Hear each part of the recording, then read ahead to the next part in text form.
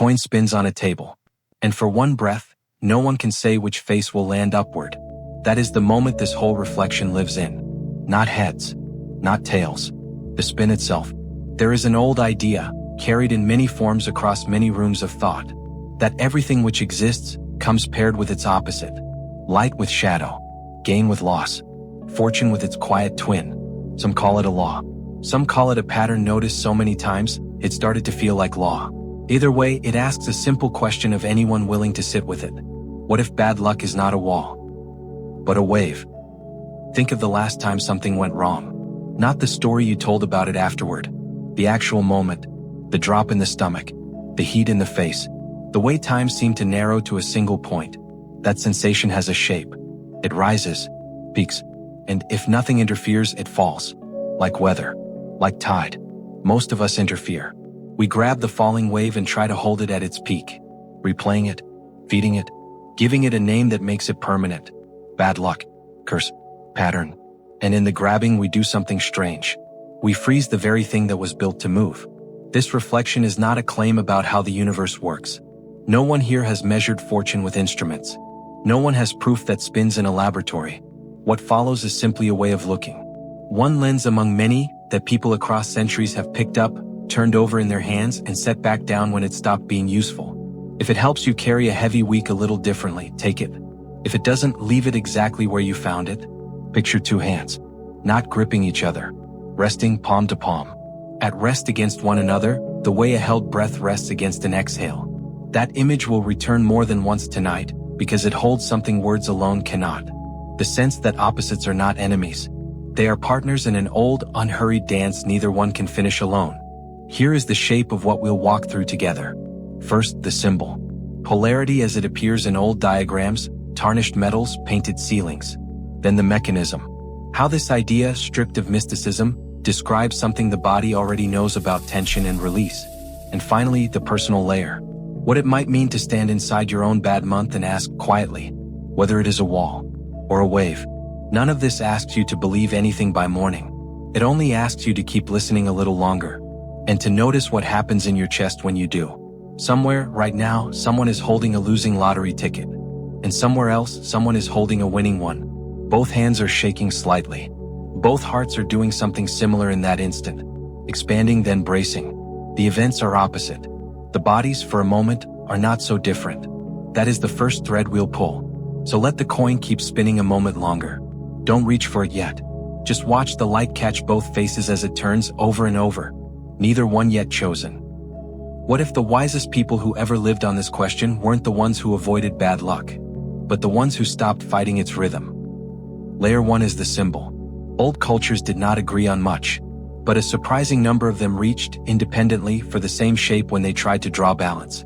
Two forces curved around each other, each holding a seed of the other inside it. A dark half with a pale dot. A pale half with a dark dot. Not a line down the middle. A spiral. Because a straight line suggests separation. And what these symbol makers were pointing at was the opposite. Union. The way winter carries, folded inside its cold, the exact information spring will need to unfold. You can find this shape carved into stone circles worn soft by weather. You can find it painted on ceilings, stitched into fabric, pressed into coins passed hand to hand for generations. Each hand a little warmer or colder than the last. It shows up wherever people tried to hold two truths at once, without letting either one win completely. This is not proof of anything mystical. It may simply be proof that the shape is useful, that the mind, faced with contradiction, reaches for a spiral instead of a wall. Because a spiral, unlike a wall, has somewhere to go. Here is a thought worth sitting with. Every tradition that drew this symbol also built rituals around reversal. A losing streak met with a small, deliberate act of generosity. A run of good fortune met with quiet humility. A refusal to boast. An offering set aside unspoken. Not because generosity magically summons luck, and not because boasting magically repels it, but because these acts kept a person's hands moving instead of clenched. Movement in nearly every one of these old practices mattered more than the specific gesture. And here the image changes shape. The way a held note changes when the singer takes a breath in the middle of it, because symbol only carries us partway. Underneath the carved spiral is something the body has known, long before anyone thought to draw it. Layer 2 is the mechanism. and it lives entirely in sensation. Bad luck, felt in the body, is rarely one thing. It is tightness in the shoulders that arrived before the bad news did. It is a held breath that never quite finished exhaling from the last disappointment. It is warmth draining from the hands at the exact moment something goes wrong, as if the body itself is choosing where blood is needed most. Now here is the quiet claim worth testing for yourself. Not accepting on anyone's word. When a person meets a hard stretch by clenching against it, bracing, gripping, refusing to let the feeling move through, the hard stretch tends to lengthen. Not because the universe is punishing the gripping, because a gripped body cannot notice the small openings a softer body would have found. Attention narrows exactly where it needs to widen, and the wave that should have crested and broken instead gets held at its peak again and again, by hands too frightened to let it fall. This is the neutralizing the old teachers meant most likely when they spoke of balancing forces. Not magic cancellation, release, the unclenching of a fist that has been closed so long it forgot it was ever open. Warmth returning to fingers that had gone cold with bracing. A held breath finally let go all at once. The way a rope goes slack when the thing pulling on the other end lets go too. Some traditions read numbers as part of this pattern. A run of 7s. A string of 13s. Dates that seem to repeat with uncomfortable timing. It can be tempting to treat these as messages. Proof that something is watching, keeping score. One gentler way to hold a coincidence like that is simply as a mirror. A moment when the mind, already tuned to a certain feeling, notices the world echoing it back. That noticing is real. What it means beyond the noticing is something each person gets to decide for themselves. And no one outside that person's own chest gets the final word on it. Here the breath softens. The way a room softens, a window opens somewhere out of sight. Because underneath the symbol, underneath the sensation, there is a third layer. And it is the only one that cannot be borrowed from a book. Layer 3 is personal. And it asks a harder question than the first two. Not what is polarity, but where does it live in you specifically?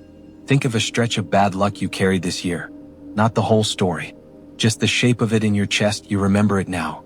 Is it still spinning, that coin? Or did it land somewhere and get picked up and pocketed?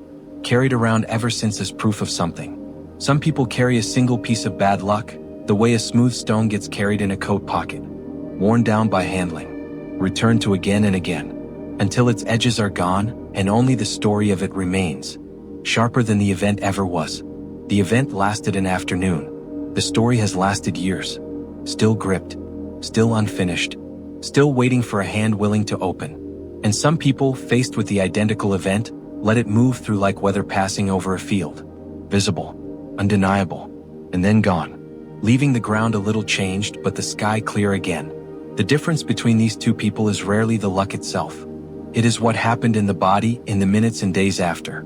This is not a suggestion that suffering is a choice, or that hardship can simply be released through willpower, or that anyone owes the world a cheerful face after real loss. That would be its own kind of gripping. A demand disguised as wisdom. What is being offered here is smaller and quieter than that. Just a question. When the coin lands wrong, what does your body do in the next 60 seconds? Does it clench? Or does it even slightly let the shoulders drop? Think, too, of the opposite moment. The run of good luck that seemed to arrive from nowhere. Notice what the body does then. For some people, good fortune brings a strange bracing of its own. A tightening around the good thing. A fear that naming it out loud will somehow undo it. This too is gripping. It simply wears a brighter coat. The spiral does not care which half it's holding. Dark or pale. Loss or gain. It only asks that the hand stay open enough to let either one keep moving. There is a particular stillness that comes to people who have sat with this question for a long time. Not a stillness of resignation, but of trust in motion itself. The quiet certainty that whatever is happening now, difficult or easy, is already turning toward its opposite. The way night is already turning, however slowly, toward morning, even in its darkest hour. You don't have to feel that turning to know it's underway. You only have to stop gripping long enough to let it continue. There is a version of this idea that shows up in weather too, if you want a picture outside the body. A storm system does not fight itself. High pressure and low pressure exist together, each one defining the other. Each one moving toward the other because the difference between them demands motion. That motion is the wind. Without the difference, there is no wind at all. Only stillness, which sounds peaceful until you remember that stillness held too long becomes stagnant. Maybe bad luck, looked at through this lens, is simply pressure looking for somewhere to go. Not a punishment arriving from outside, and not a flaw inside the person it visits. Just difference doing what difference always does. Moving toward balance the way water moves toward level ground. The old symbol makers may have been drawing weather all along and calling it fate, because fate was the only word large enough for something that moved without asking permission. None of this needs to stay in the realm of thought. Here are a few small practices, offered the way a friend might offer directions. Not the only route, just one that has helped some people find their way through this territory. Take what's useful. Set the rest down without guilt. The first is the open hand. A small piece of bad luck arrives. A delay. A spill. A door closing somewhere. Try physically opening both hands, palms up, for the length of one slow breath. Notice the difference between a closed fist and an open palm. Notice that the open hand cannot grip anything, which means it also cannot hold on to what just happened. This is not about pretending the event didn't matter. It's about giving the body a chance to choose release before the mind finishes writing the story. The second is the paired offering. After something goes wrong, some people find it steadying to do one small, unrelated act of generosity within the same day. Not as payment to the universe, but as a way of keeping the hands moving instead of clenched. A kind word to a stranger. A few coins left somewhere they might help. The size doesn't matter. The motion does. The third is sitting with a spiral. You can draw it roughly on paper. Two curved halves circling each other.